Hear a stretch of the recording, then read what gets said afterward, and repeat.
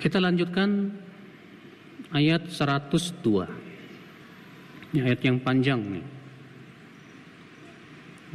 Allah mengatakan wattaba'u ma tatlu syayatinu ala mulki Sulaiman. Masih berbicara tentang ahli kitab Yahudi, Pak. Dan mereka mengikuti apa yang dibacakan oleh setan ala mulki Sulaiman, di kerajaan Sulaiman. Nah, ini ternyata orang Yahudi, Pak. Mereka yang pertama kali belajar sihir dari setan. Makanya sihirnya Yahudi itu paling hebat di dunia ini, Pak. Sihir-sihirnya orang Indonesia nggak ada apa-apanya, Pak. Dibandingkan sihir-sihirnya siapa? Yahudi. Sampai mereka berhasil mensihir Rasulullah, Pak. Yang disebutkan dalam hadis itu ya, bahwa Rasulullah SAW disihir seakan-akan beliau melakukan sesuatu padahal tidak. Dan hadisnya sahih, disahihkan oleh seluruh ulama Islam, Ahlus Sunnati wal Jamaah. Sehingga kemudian Allah pun turunkan dua malaikat, yang satu duduk di sisi kepala Rasulullah, yang satu di kaki Rasulullah. Malaikat itu bertanya kepada temannya, kenapa orang ini? Yang satu berkata, ini orang disihir. Siapa yang menyihirnya?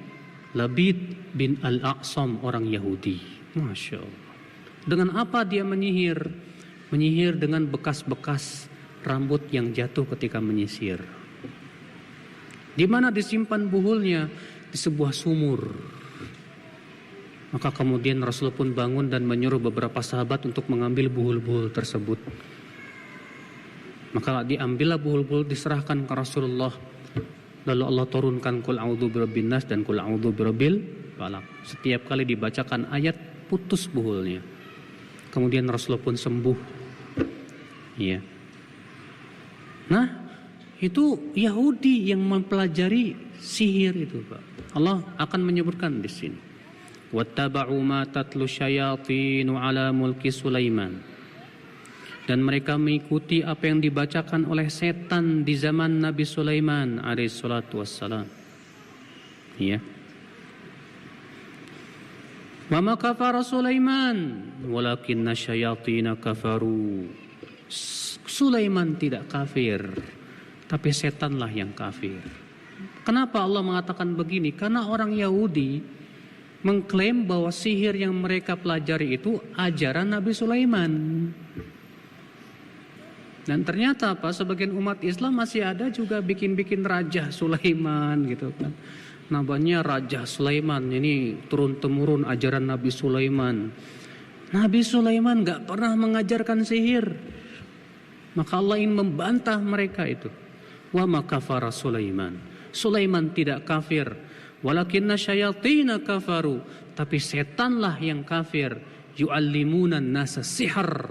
Setan-setan itulah yang mengajarkan manusia apa? Sihir. Ya. Wa ma unzila 'alal malakaini bi Babil Harut wa Marut. Dan apa yang diturunkan kepada dua malaikat di negeri Babylon yang bernama Harut dan Marut.